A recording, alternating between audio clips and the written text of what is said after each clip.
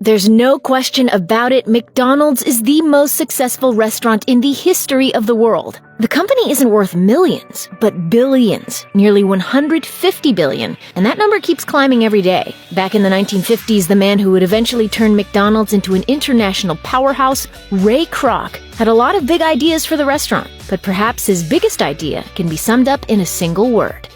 Franchise. Franchise, franchise, franchise, franchise. The food at McDonald's has always sold like hotcakes, but once the restaurant started franchising, the world began eating up the brand. So it's not surprising that for decades, entrepreneurs have been flocking to the Golden Arches with dreams of opening their own McDonald's. But being a franchise owner isn't as easy or profitable as you might think. For starters, buying into a McDonald's franchise is expensive, and if prospective franchisees want to get a piece of the pie, they'll have to bring some heavy coin to the table. According to Business Insider, the initial investment is between $1 million and $2.2 million.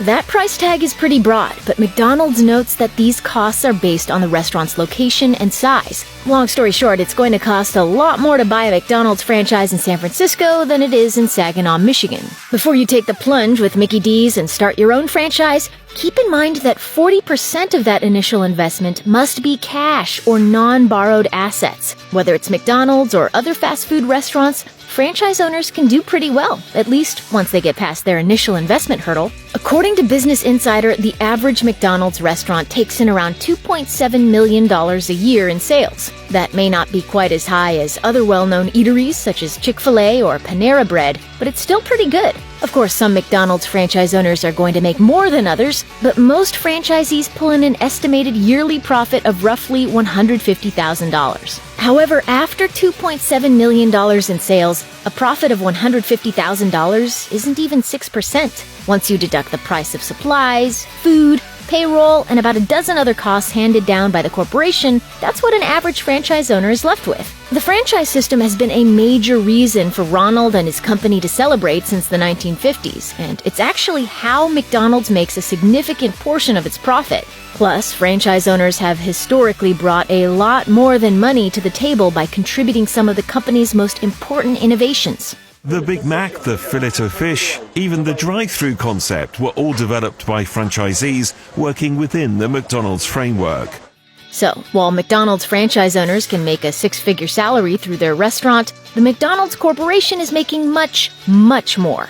It all starts with the $45,000 franchise fee that owners pay. Then there's the never-ending monthly service fee that takes 4% of a location's gross sales. After that, franchisees pay a rental fee each month, which works out to be an average of around 10.7% of sales. So basically, McDonald's franchise owners are forking over 15% of their sales every month to the Mickey D's machine. This system is extremely profitable for the Golden Arches, so much so that only around 5% of the McDonald's locations on the planet are owned by the company. The rest are franchise operations that are paid for upfront by the franchise owner. According to Reader's Digest, McDonald's raked in $27.4 billion in revenue in 2014, and how that breaks down is pretty telling.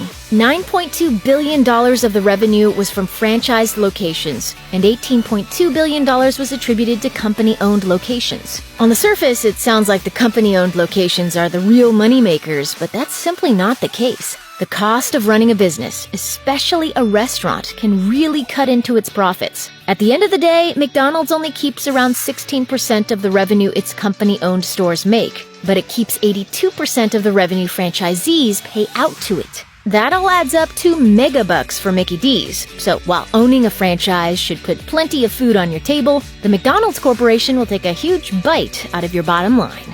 It's like they don't care if you make money as long as they make money. What kind of corporation does that?